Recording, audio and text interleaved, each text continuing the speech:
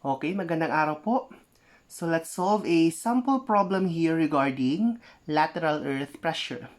So we have a vertical retaining wall 3 meters high supports a horizontal backfill on a level with the top of the wall, as shown in this figure. And we are required to determine the passive force per unit length of the wall using Rankine's theory, and also the position of the passive force from the bottom of the wall. Okay, so to get these unknown parameters, first thing to do is to get the lateral earth pressure at these junctions.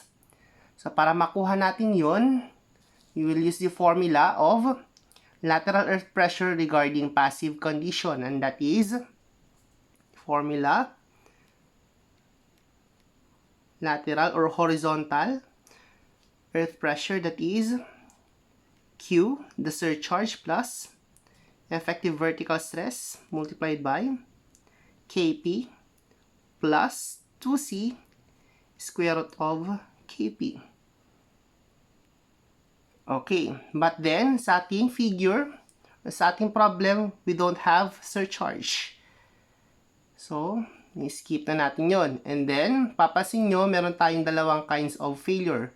Meron tayong phi prime or phi equivalent to 30 degrees. And then dito naman 26 degrees. So, solve first for the value of earth pressure coefficient natin, Kp.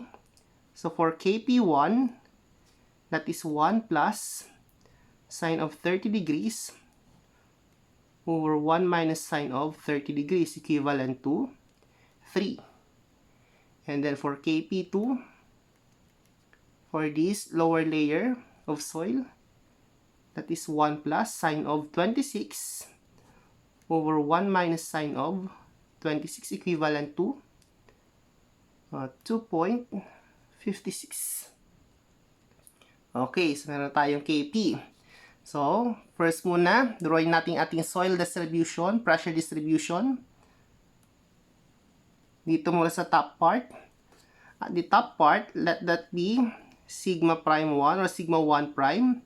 We don't have surcharge at that point. Vertical stress effective, wala din dahil wala pa tayong ina-analyze na depth of soil.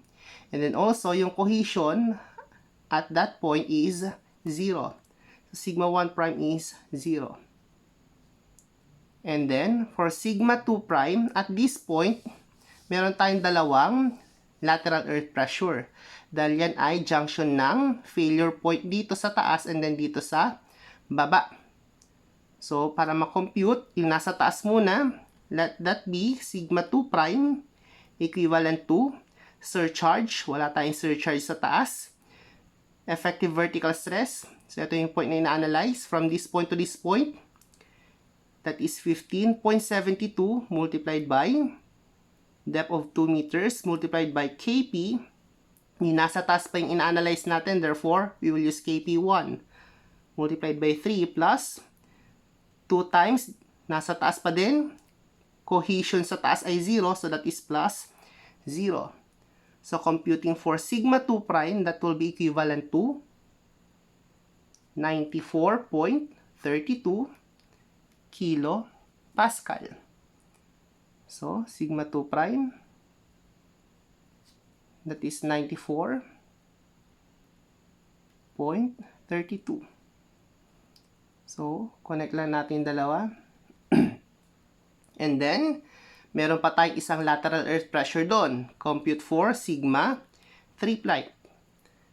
So, surcharge, again, that is 0, plus effective vertical stress from this point to this point pa din, that is 15.72 times 2 multiplied by yung failure point naman natin dito sa baba, and that is 2.56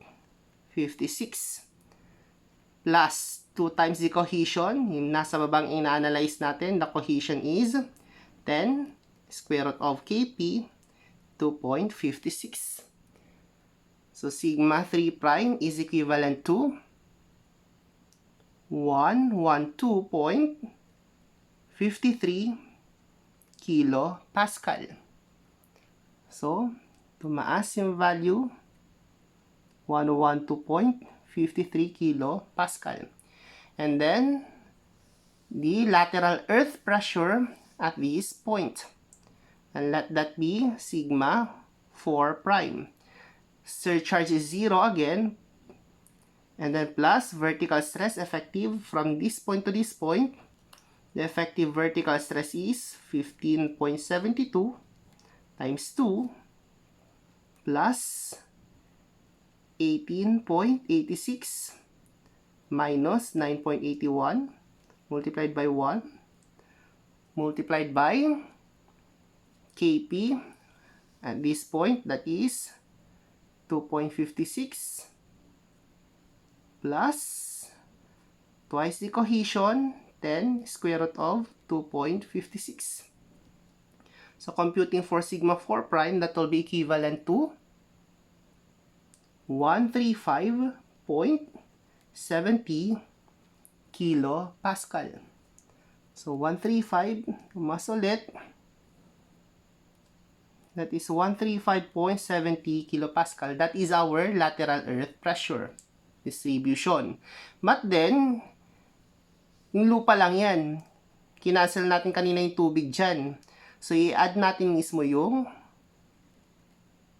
pressure distribution due to the water. Dahil ang water, wala tayong earth pressure coefficient na K doon. Kaya, dinadedacta natin mismo dito sa part ng lateral earth pressure. And then, ihiwalay natin kanyang pressure distribution. So, that is equivalent to, let this be sigma 5 prime. And that is gamma water times the height or the depth of water. That is 9.81 times a depth of 1. So, that is 9.81 kilopascal.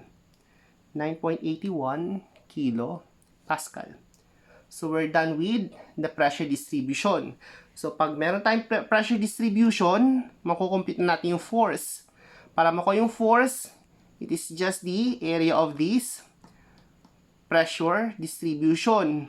So, para makompute natin yon, hatiin natin yun para magkaroon tayo ng dalawang triangle. So, for this part, meron tayong P1. For this part, meron tayong P2. For this part, meron tayong P3. For this part, we have P4. Ang pinapakompute, passive force per unit length, the total passive force. So, that is P1, P2, P3, and P4. So, kunin natin isa-isa. So, for P1, that is just the area of triangle.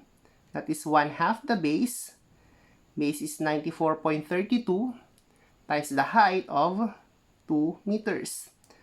P1 therefore is equivalent to 94.32 kilonewton per meter length of the retaining wall.